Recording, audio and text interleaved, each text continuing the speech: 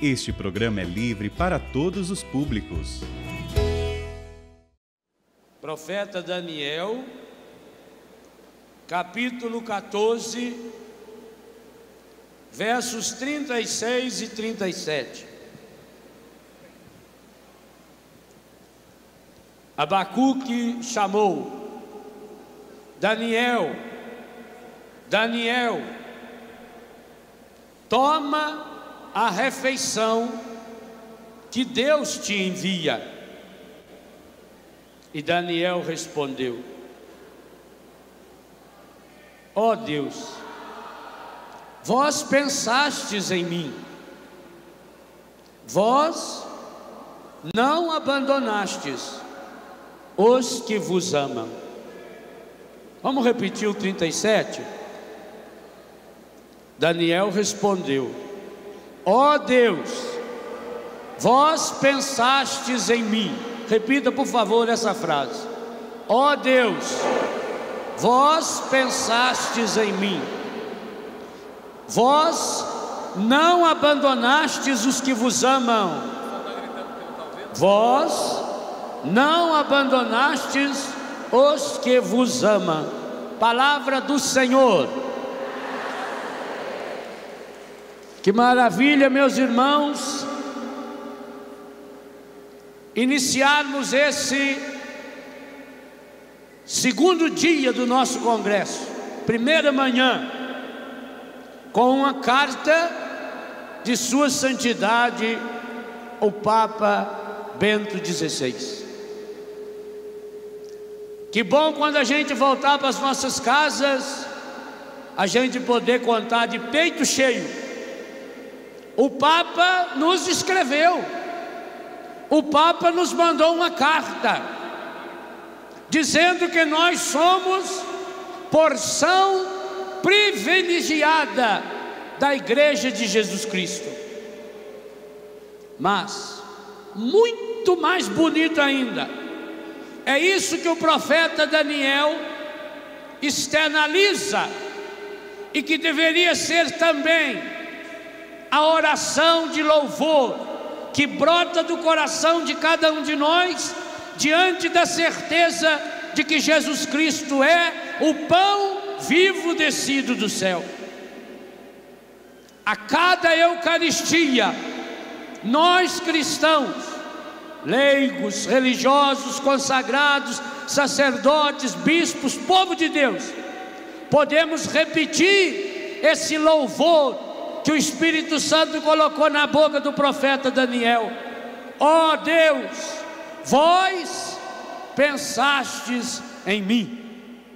Que coisa espetacular, meus irmãos. Aqui vem para nós a grande, a absoluta certeza de que, de fato, como escrevera João Paulo II, a igreja vive da Eucaristia. E se o Papa afirmou isso, a ponto dessa frase, igreja vive da Eucaristia, tornar-se o nome de uma encíclica, o contrário dessa frase também é verdadeiro. Se a igreja vive da Eucaristia, sem a Eucaristia não existe igreja. Sem a Eucaristia a Assembleia morre, porque sem a Eucaristia nós não nos alimentamos com o pão vivo descido do céu. Há uma música que eu pessoalmente não gosto e que já se cantou muito na igreja. Não é uma música feita pela inspiração católica, porque diz: não sei se a igreja subiu ou se o céu desceu. Se você não sabe, pode cantar. Eu sei. O céu desceu. O céu está entre nós, perpetuamente entre nós. Ou Jesus falou mentira quando disse: eu sou o pão vivo descido do céu.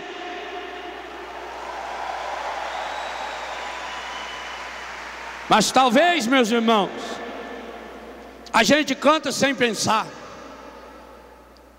como também a gente participa da Eucaristia sem mergulhar no mistério. E talvez seja por isso que continue se repetindo entre nós. É com tristeza no coração que nós falamos isso. Aquilo que Paulo escreveu e que encontra-se no capítulo 11, versículo 30 da primeira carta aos Coríntios. Ali, São Paulo diz: vocês vivem mal a Eucaristia. Há muita briga, muita divisão entre vocês. Vocês vivem se acusando uns aos outros. Tanto que no versículo 28, a tradução da Ave Maria é fabulosa ao mostrar que aparentemente tem ali um erro, até um erro de concordância, uma repetição. Parece que à primeira vista é errônea, mas não. Lá no versículo 28 diz: cada um se examine a si mesmo. Parece contundência demais. Se é cada um, só pode examinar-se a si mesmo. Essa tríplice repetição do pronome jogando para uma responsabilidade pessoal, mas não individualista, aparece como resultado triste o versículo 30. Porque vocês não estão vivendo bem a Eucaristia. Esta é a razão. Assim começa o versículo 30. Esta é a razão pela qual há entre vocês tanta gente doente, tanta gente fraca e tanta gente que morre. Quando nós lemos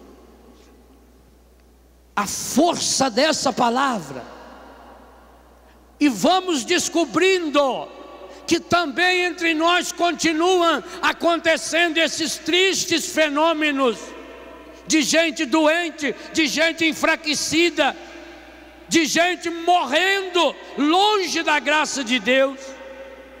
Nós somos convidados, meus irmãos, a uma nova experiência de Deus, a partir da experiência perene da Eucaristia.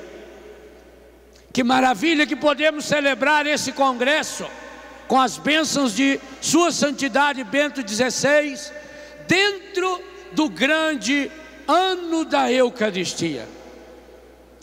Também esse é um grande sinal desse congresso, um sinal evidente para que coloquemos em prática aquilo que João Paulo nos escreveu, preparando para esse ano da Eucaristia, que vai se prolongar até 29 de outubro, quando encerra-se o sínodo dos bispos em Roma, com o tema a Eucaristia, fonte e ápice da vida cristã.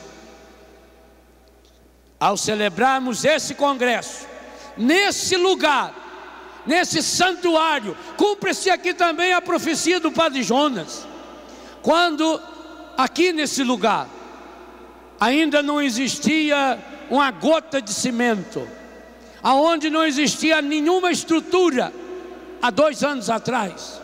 E ao celebrarmos a Eucaristia, o Padre Jonas apontava com o dedo para o céu, dizendo: aqui torna-se um recorte do céu, um santuário, um pedaço desse céu que vem ao chão para estar definitivamente aqui como grande santuário da Eucaristia.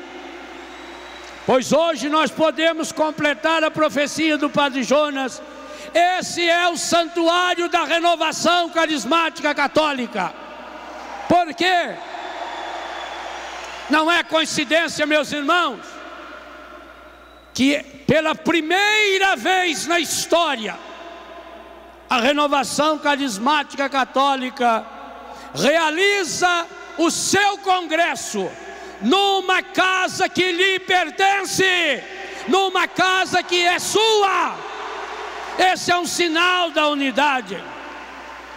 E quando eu sentado ali via, olhava para esse maravilhoso rincão, esse espaço sagrado, eu pensava, é por isso que o teto tem esse formato.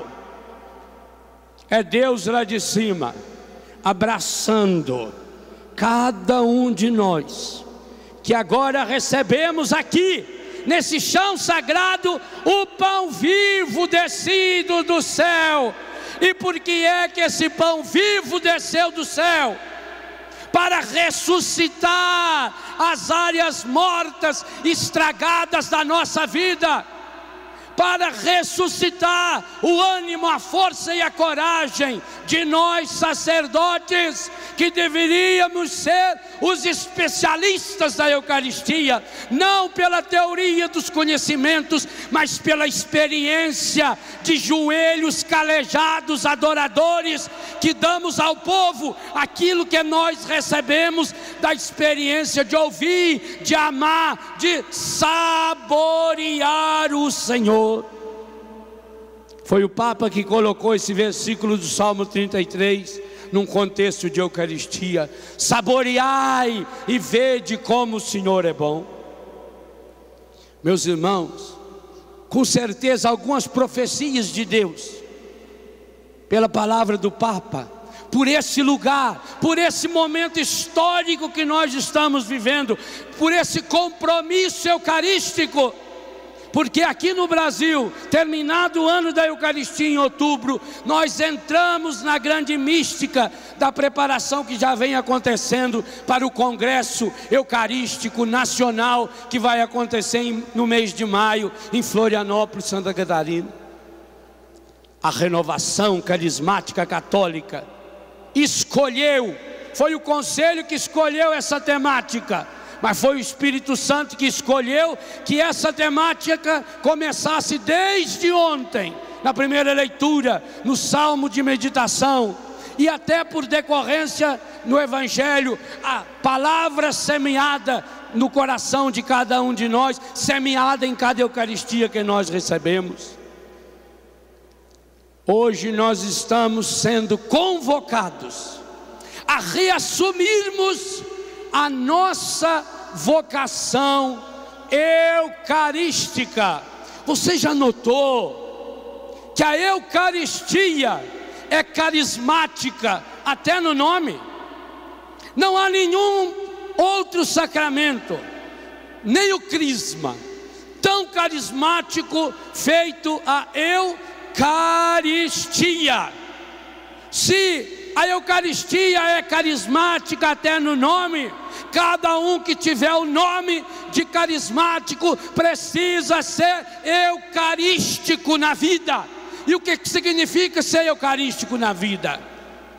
Fazer da nossa vida uma oblação contínua e constante. E isso só é possível na força do Espírito Santo.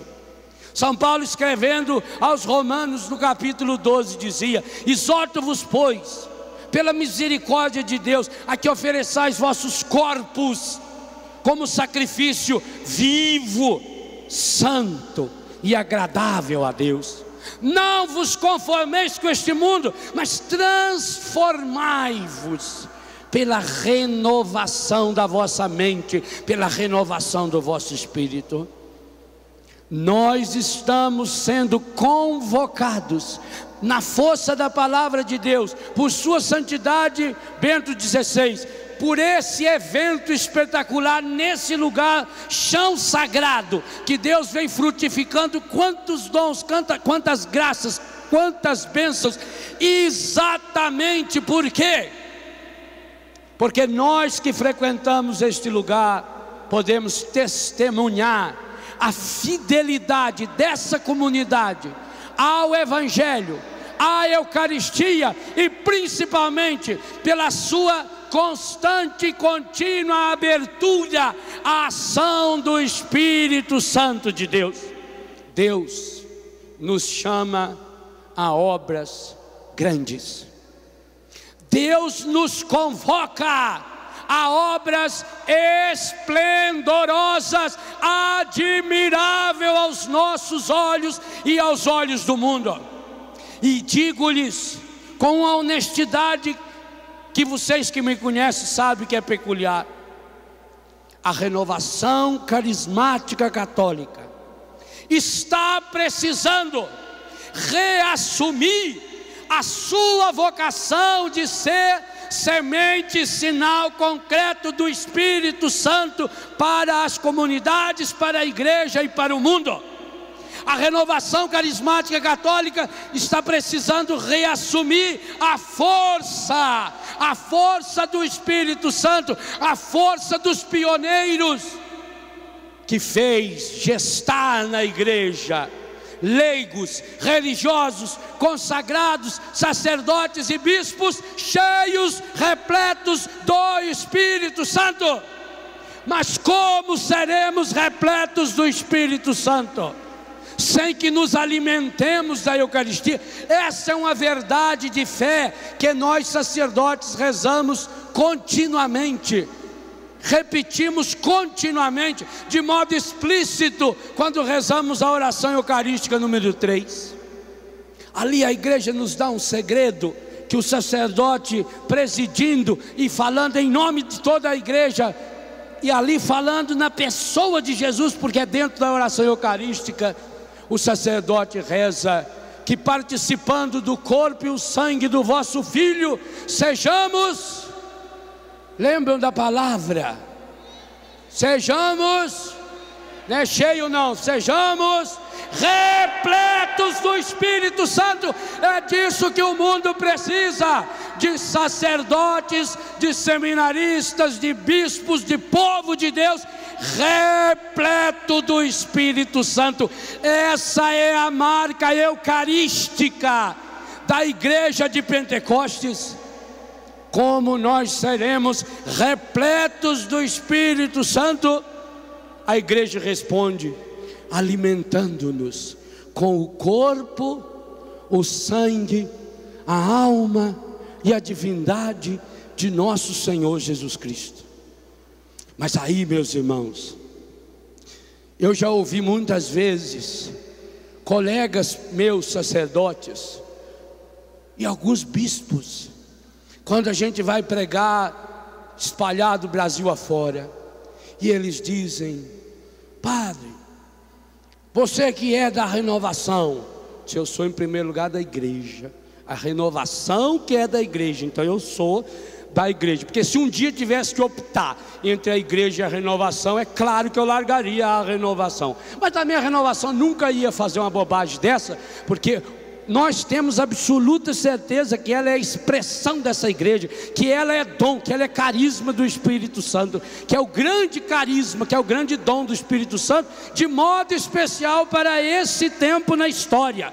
Eu não tenho dúvida que a renovação carismática é o grande presente de Deus para a igreja do terceiro milênio. Então esses padres e bispos dizem: porque aqui na nossa comunidade tem o grupo de oração, é uma beleza o grupo de oração, enche a igreja, mas acontece que o grupo de oração começa 7h30 da noite, depois da missa. Nas 7 horas, quando vai celebrar a missa, padre, tem uns gatos pingados. Há lugar, padre, em que o padre conta para a gente que o povo fica lá fora esperando acabar a missa para entrar no grupo de oração. Eu não acredito que esses padres, esses bispos estejam mentindo. Eu acredito que muitas vezes nós perdemos o essencial, até por falta de doutrina, diz a palavra. A palavra diz que o povo perde a graça por falta de doutrina. E Paulo diz: o povo perde a graça por falta de Eucaristia. Esta é a razão. Gente, esse versículo 30 do capítulo 11 de Coríntios faz a gente ficar arrepiado. Ali não diz assim: esta é uma das razões. Esta é, entre muitas, uma possível razão. Aí há uma afirmação imperativa, categórica. Esta, com T ainda, para dizer que é essa que está falando aqui, grudadinho. Não é nem essa. Fosse essa, podia pensar, não, isso aí é porque quando a Bíblia foi escrita não tinha ainda divisão de versículos. Isso aí ele estava falando o assunto lá de cima, e aí houve um erro de tradução. Não, está aí, está explícito. É esta. Esta é singular, a razão pela qual há entre vocês tanta gente doente, tanta gente fraca e tanta gente que morre. Meus irmãos, esta palavra serve também para quantos grupos de oração que experimentaram esse processo. Primeiro veio o enfraquecimento e logo em seguida a doença. Aliás, a palavra fraqueza e a palavra doença na Bíblia são palavras irmãs. No latim, a pessoa doente é não firmos, infirmos. Daí veio enfermo, enfermaria, enfermagem, enfermeira. Vem do não firme, infirmos, aquele que não está firme. Quem não está firme acaba ficando doente, a segunda palavra. E o terrível, morrendo. Quantos grupos não estão firmes? Vem a primeira tentação, vem a primeira provação, vem a primeira dificuldade e o grupo cai. E aí entra naquilo que nossos irmãos Vicente e Reinalda já rezavam conosco e por nós, para que se tirasse do nosso coração. E a palavra ontem na primeira leitura recordava também esse espírito de murmúrio, esse espírito de reclamação. Quantos, diante das dificuldades, pequenas dificuldades, porque não alimentam-se com o corpo, sangue, alma e divindade do nosso Senhor? Do mesmo jeito que a renovação aprendeu a amar a palavra. Eu pensava ontem, quando celebrava a Eucaristia, como Deus é carinhoso ao colocar na liturgia da abertura desse congresso a força da Eucaristia, primeira leitura e salmo, e a força da palavra. É dogma da nossa fé católica que nós adoramos, veneramos a palavra do mesmo jeito que adoramos e veneramos a Eucaristia. Está na Dei Verbum, o mais carismático de todos os documentos dogmáticos da igreja. Aliás, ali a gente fica impressionado. Um documento que se chama Constituição. Só a palavra Constituição já é de uma força esplendorosa. Constituição é o documento máximo, é aquilo que constitui, que faz a estrutura. Constituição dogmática. Nossa mãe, agora a palavra é mais forte ainda. Agora a palavra simboliza a certeza de fé. Significa que a igreja acredita que essa é uma verdade revelada, que não tem discussão. Uma verdade dogmática, uma constituição dogmática significa não há dúvida, não se discute. Significa mais ainda, quem não aceita o que está escrito aqui dentro dessa constituição dogmática não pode ser católico. Que coisa forte o título já desse documento: Constituição Dogmática Dei Verbum, a palavra de Deus. E aí você começa a ler o documento. Aprove a Deus, né? Capítulo 2. Aí você fica arrepiado, porque parece que quem escreveu foi um padre, ou um consagrado, ou um leigo da renovação carismática católica, depois de um êxtase no Espírito, depois da experiência do repouso no Espírito. Parece que escreveu primeiro em línguas e depois traduziu para a língua portuguesa. Porque o capítulo 2 da Dei Verbum diz que Deus quis se revelar, e quis se revelar para convidar-nos a participar da sua intimidade. E lá diz que Deus fala aos homens e às mulheres como fala com amigos, se entretém. Essa palavra está aí no documento, e muitos de vocês têm esse documento na primeira página da sua Bíblia. Que Deus se entretém. Meu Deus do céu, entreter significa brincar, significa se divertir. A Bíblia diz que Deus quer entrar numa intimidade de palavra, de ciência e de sabedoria, na força do Espírito Santo. E a igreja nos garante que essa experiência do dar-se pleno de Deus aconteceu e continua acontecendo em cada Eucaristia. O Papa tem uma expressão espetacular no documento que a igreja vive da Eucaristia, quando afirma, em outras palavras, eu vou traduzir do jeito que eu entendo, que Jesus só ofertou-se de fato no altar da cruz depois que ele inventou um jeito de se ofertar perpétua e eternamente na história no altar da Eucaristia. Essa é a grande fé da nossa igreja. A cada Eucaristia repete-se o único sacrifício realizado de uma vez por todas no altar da cruz.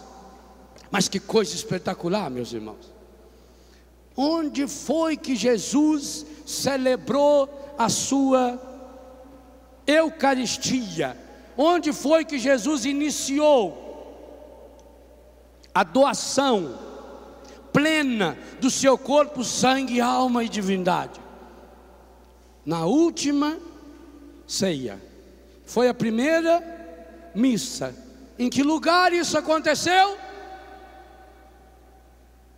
Ô louco, a minha voz não está legível não? Que lugar isso aconteceu? Quando perguntaram para ele aonde o Senhor quer que a gente prepare para celebrar a Páscoa, aconteceu no cenáculo. Será coincidência? Será que não tinha outro lugar para Jesus celebrar a Eucaristia? Ou o cenáculo vai se tornar o grande referencial do mistério pascal? Observe, por exemplo, que todos os anos nós iniciamos o mistério pascal no Tríduo Pascal, na Quinta-feira Santa, na instituição da Eucaristia, no lava-pés eucarístico. Tanto que São João, no capítulo 13, tendo amado os seus que estavam no mundo, amou-os até o fim. Quando o lugar em que os outros evangelistas narram a instituição da Eucaristia, São João coloca Jesus lavando os pés dos discípulos.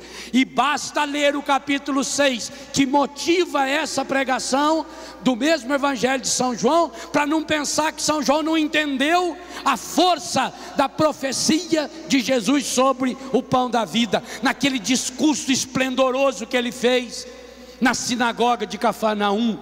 Aliás, até o lugar Cafarnaum que ele escolhe para fazer o seu discurso sobre o pão da vida remete-nos para o cenáculo. O Tríduo Pascal começa no cenáculo, chega no seu ápice na cruz, plenifica-se na ressurreição de Jesus. E que coisa interessante, onde foi que os discípulos, apóstolos depois, onde foi que eles se encontraram com Jesus ressuscitado? No cenáculo. Jesus mandou que eles voltassem para o cenáculo, e eles foram para o cenáculo. João capítulo 20, aliás, até o horário é de propósito. Você, não sei se já observou, a Eucaristia na Bíblia é o sacramento da tarde. A multiplicação dos pães, Mateus 14, aconteceu de tarde. E a Bíblia diz, está lá, Mateus capítulo 14. Depois, a celebração da Eucaristia, Mateus capítulo 26. No final da tarde, já caía a tarde. Marcos repete no capítulo 14 e no capítulo 15 o horário da celebração da Eucaristia como consequência da multiplicação dos pães, à tarde. Lucas nos conta que era final da tarde quando os discípulos de Emaús pediram: fica conosco, Senhor, já é tarde, o dia declina. E Jesus entra e celebra a Eucaristia. São João capítulo 20, quando fala que os discípulos estavam no cenáculo, diz: ao cair da tarde. Aí nós entendemos por que sem a Eucaristia nós somos fracos. Por que sem a Eucaristia nós não recebemos, Atos 1, 5 e 8, a força do alto, o dínamos. São Lucas tinha muitas palavras para associar ao Espírito Santo, mas quando ele escolheu dínamos, ele sabia muito bem que o dínamos é essa realidade maravilhosa que recebe a força da energia mecânica para transformá-la na energia elétrica, e que é isso que o Espírito Santo faz em cada um de nós, e faz em cada um de nós a cada Eucaristia, porque é pela Eucaristia que nos tornamos repletos do Espírito Santo. Esse sacramento da tarde significa do cansaço, quando nossas forças já estão indo, quando a gente não está dando mais conta. Não é a tarde só do horário, é a tarde da vida. Ah, meu irmão, minha irmã, meu irmão sacerdote, minha irmã religiosa, meu irmão religioso, povo de Deus. João Paulo II testemunhava na Igreja Viva da Eucaristia que nas suas tardes de dor, de sofrimento, de dificuldade, ele aprendeu a se colocar diante de Jesus eucarístico, e que ali entendia o mistério da transfiguração da sua própria vida.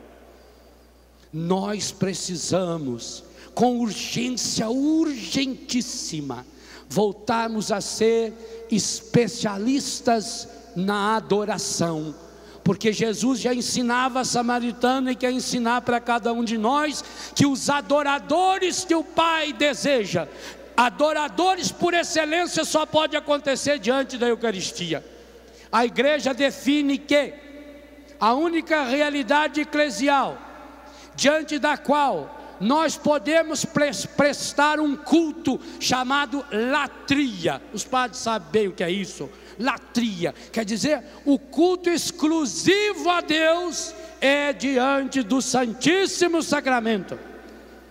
Nós precisamos recuperar essa dimensão que a renovação sempre teve tão presente ao longo da sua história, que aqui na Canção Nova é visível, palpável, os grandes momentos de cura e restauração que o Senhor faz quando nós adoramos Jesus no Santíssimo Sacramento do altar, quando nós dobramos o nosso joelho. Ali não é um símbolo de presença, ali não é a lembrança de uma presença, ali é o próprio Jesus no seu corpo, sangue, alma, divindade. Por isso a igreja diz: diante dele nós podemos prestar esse culto de latria, essa adoração plena, somente pode ser exclusiva de Deus, e como sacramento da Eucaristia. Então, meus irmãos, nós precisamos recuperar, para que essa fraqueza que muitas vezes nós sentimos, nós somos humanos. Não pense você, meu irmão, minha irmã, que quando vem a fraqueza, logo já significa uma tentação, porque você já se afastou de Deus. Não, a fraqueza também muitas e muitas vezes, e para dizer bem a verdade, na grande maioria das vezes, ela é consequência do nosso afastamento da Eucaristia. Eu não estou falando do afastamento físico, porque graças a Deus a grande maioria dos sacerdotes celebra diariamente a Eucaristia. Mas é preciso algo mais. É preciso aquilo que o povo fala. Quando o povo fala em missa carismática, por exemplo, a igreja nem gosta muito desse título, eu também não gosto. Ou toda missa é carismática ou não é missa.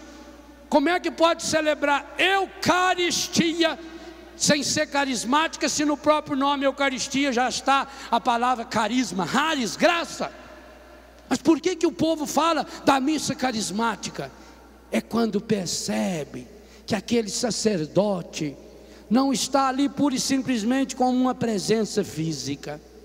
É quando percebe na postura do sacerdote, no seu jeito de vestir, no seu jeito de comportar-se diante do altar. O sacerdote no altar é o grande outdoor de Deus. Quando olha para ele, ou enxerga Deus ou enxerga o inimigo de Deus. É esse outdoor de Deus que nós precisamos ser.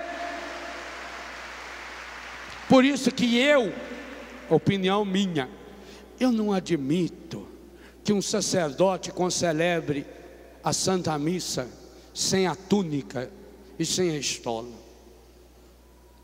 Eu, se fosse celebrar a missa sem túnica, eu não celebrava. Não é a roupa que faz o monge, mas evidencia.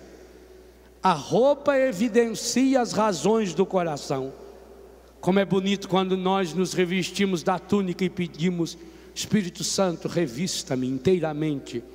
Como um dia nós fomos revestidos. O sinal, quando tirou de nós a estola diaconal, e deitados no chão, morrendo para nós mesmos, invocando a comunhão de todos os santos, porque a Eucaristia é por excelência o sacramento da unidade. Então foi pedido sobre nós o Espírito Santo, e depois de sermos consagrados pela imposição das mãos do senhor bispo, sem esquecer nunca de Romanos 11, 29, os dons e a graça de Deus são irrevogáveis.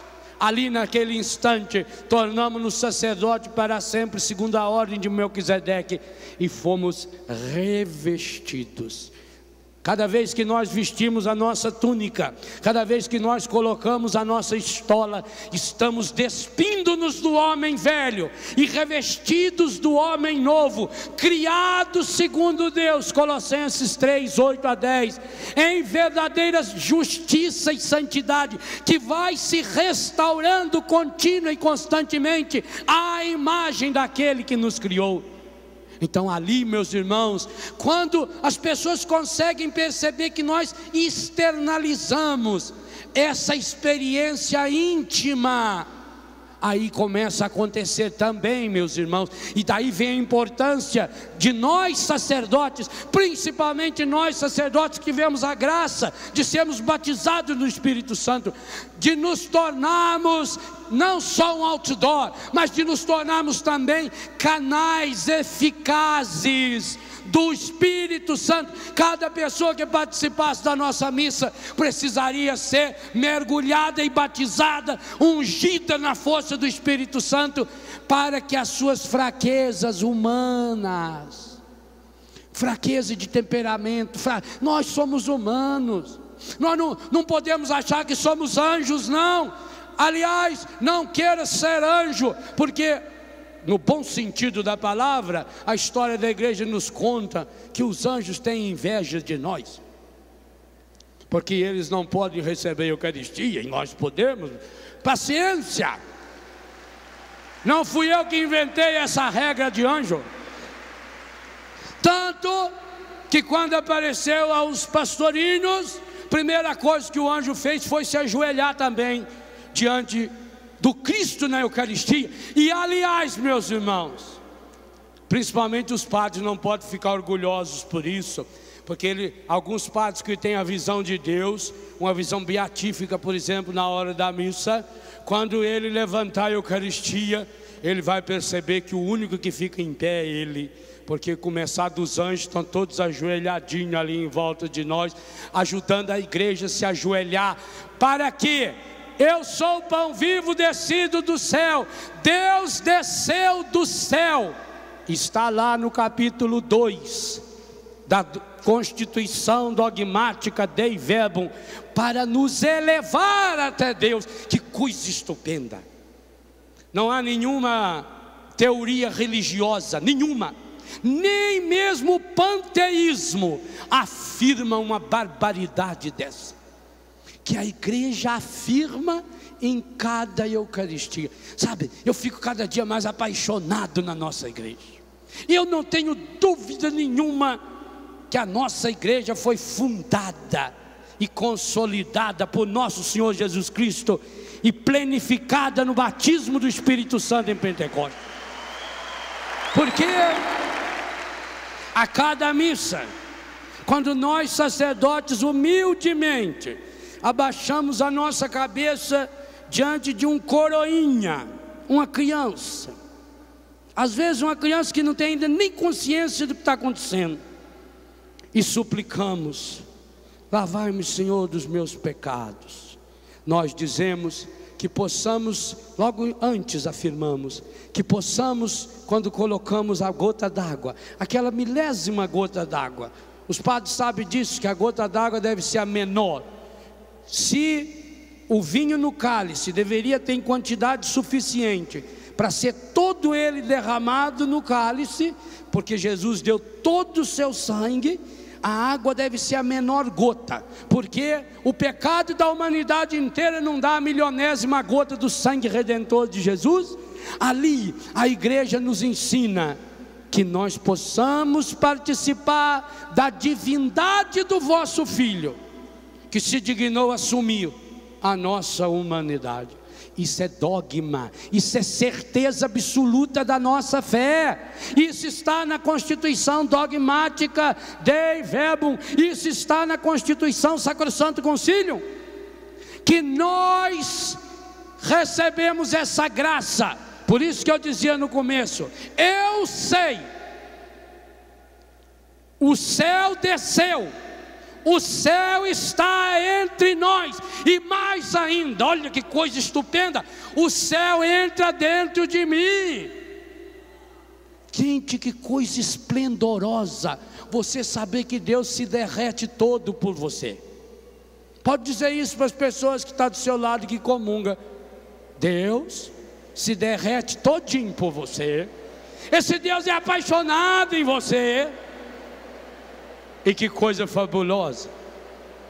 A ciência diz o seguinte, eu gosto da ciência, porque a ciência, quanto mais ela estuda, quanto mais a ciência descobre, mais próximo de Deus, mais próxima de Deus ela fica. Pasteur já dizia: um pouco de ciência afasta de Deus. Cientista de quinta categoria é tudo ateu. Muita ciência aproxima-se de Deus. Que coisa fabulosa. A ciência diz que dentro do nosso corpo, eu não sei como é que eles mediram, mas eu acredito.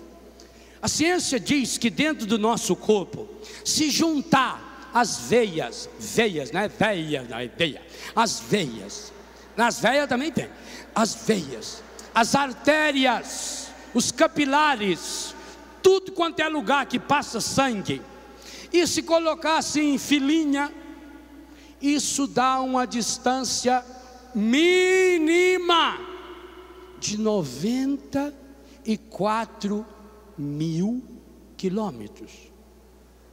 Mínima, porque há textos que digam que chega a 300 mil quilômetros. Eu vou ser humilde, eu vou ficar no 94 mil quilômetros. É mais ou menos 10 vezes que Matteo Calise gastou na distância de fazer daqui até a Itália. 10 vezes, 94 mil quilômetros. É uma coisa estupenda. E diz a ciência que o nosso coração, quando ele dá uma bombadinha de sangue, para o sangue sair do coração, passar todo o corpo, qual é a distância ele passa? 94 mil quilômetros. Para percorrer 94 mil quilômetros, ele leva 1 minuto. Isso dá uma velocidade média de 5.560.000 quilômetros por hora. Nem o pensamento dos mais apressados. Não existe nenhuma máquina capaz nem de imaginar. O avião supersônico, ele anda a 2.000 e poucos quilômetros por hora. 2.000. Como é esse bichinho que não anda quase nada aí? Uma lesma. 2.000 quilômetros por hora. Imagina, dentro de você o seu sangue leva 1 minuto para percorrer 94 mil quilômetros. Portanto, 5.560.000 quilômetros por hora. Isso a ciência descobriu. Mas o que a ciência não sabe, e aí a fé vem ensinar, é por quê? Por que essa rapidez toda? Isso é um carinho de Jesus. É a rapidez que Ele sente cada vez que nós o recebemos na Eucaristia. É a ansiedade que Ele tinha e contou para os apóstolos: ansiosamente desejei celebrar com vocês essa ceia. É a necessidade que Jesus tem de nos cristificar, para usar uma expressão do fabuloso Teilhard de Chardin, para nos cristificar, para nos eucaristizar. E aí, meus irmãos, cada um de nós, se tivéssemos consciência disso plena, quando um irmão voltasse da mesa da Eucaristia, a gente tinha que se ajoelhar diante dele, porque ele é sacrário vivo. E por isso mesmo, a pessoa que é cheia do Espírito Santo, batizada no Espírito Santo, e a pessoa que tem consciência de que acabou de receber o corpo, sangue, alma e divindade de nosso Senhor Jesus Cristo, precisa tornar-se esse pedaço do céu. Porque se eu sou o pão vivo descido do céu, afirma categoricamente Jesus no versículo 51 e em outros versículos desse capítulo 6 de São João, eu, quando recebo Jesus, eu me transformo num sacrário vivo. E preciso aprender a me comportar como tal. Ah, meus irmãos, agora vem a minha responsabilidade e a sua. Porque é muito bonito a gente saber que Deus foi capaz de criar um mecanismo para que em menos de 1 minuto, cada pedaço, a unha do meu pé, o pelo da minha cabeça, cada poro do meu corpo estivesse recebendo ali a força da Eucaristia. Não há pedaço no meu corpo. Você comungou ontem, você vai comungar hoje, não há pedaço do seu corpo. Por isso que você não pode ter nenhum pedaço do seu corpo jogado no lixo, na sujeira do pecado. Você não pode deixar o encardido encostar sequer em nenhum pedacinho do seu corpo, porque quando ele chegasse perto de você, você tinha que olhar para ele com a força de Deus e dizer: eu sou sacrário vivo, eu pertenço ao Senhor. Por isso que nós não podemos ter vício nenhum. Se nós, meus irmãos católicos, tomássemos consciência cada dia da grandiosidade da Eucaristia, não haveria entre nós não só tanta gente doente, tanta gente fraca e tanta gente que morre. Eu tenho estatísticas do Ministério da Saúde, porque vivendo numa comunidade que acolhe dependentes, nós estamos ligados ao Ministério da Saúde, já que acolhemos dependentes químicos, portadores do HIV. E é terrível perceber que nessas estatísticas transparece uma que não está explícita. Você sabia que as empresas de cigarro jamais fazem propaganda em que contenha elementos católicos. Observe, evangélico também não.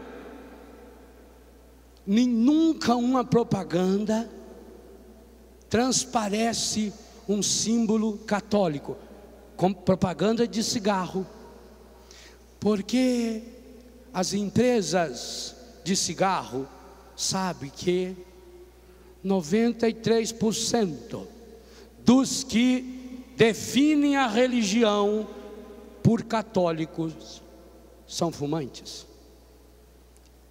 Meu Deus, eles sabem que 94%, 93,7%, 94% dos fumantes são católicos.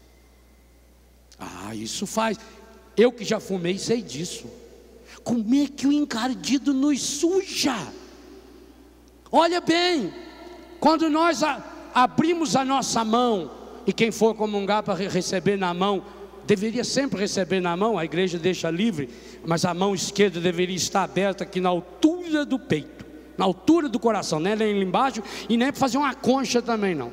Você faz um altar solene aqui, ó, e recebe Jesus. Você recebe com Jesus na palma da sua mão, você toma e santamente coloca na sua boca. O encardido, querendo que nós também o comungássemos, dá o cigarro, que tem 4.720 substâncias químicas, das quais a maioria cancerígena. Por não amarmos a Eucaristia, tantos entre nós já fumamos e tantos continuam fumando. Por não amarmos a Eucaristia, há muitos católicos que diariamente pagam o dízimo do encardido no cigarro, muito menos do que ofertam na igreja na hora da Eucaristia, e depois fala: não sei por que as coisas vão mal em minha vida, padre, não sei por que, padre, já me falaram que é um encosto. É mesmo, é encosto sim, mas você que está se encostando dia e noite no encardido, é hora de uma revolução, é hora de sermos plenificados pelo Espírito Santo.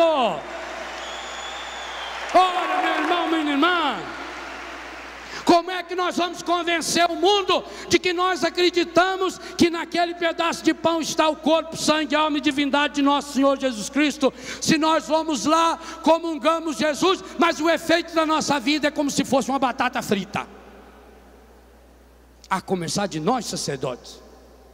Nós sacerdotes seremos cada vez mais homens repletos do Espírito Santo, quanto mais eucarísticos nos tornarmos, seja na celebração da Eucaristia, seja no calo que nosso joelho tem que ter diante do Senhor, quando nós adoramos esse mistério. E aí, meus irmãos, eu queria terminar essa meditação convidando o Eugênio, por favor, Eugênio. Vamos fazer uma oração que São Tomé começou e que Eugênio acabou de musicar. Uma oração que nós precisamos fazer, porque ela contém a adoração, o reconhecimento da grandeza do Senhor, mas ao mesmo tempo ela contém o reconhecimento da nossa fraqueza. Eu creio, mas aumenta a minha fé. Dá-me uma fé limpa, dá-me uma fé pura, dá-me uma fé carismática, dá-me uma fé sarada, dá-me uma fé restaurada. Meu Senhor e meu Deus, eu creio, mas aumenta a minha fé. Diga isso lá do íntimo do seu coração: meu Senhor e meu Deus, eu creio, mas aumenta a minha fé. Meu Senhor e meu Deus, eu creio, mas aumenta a minha fé.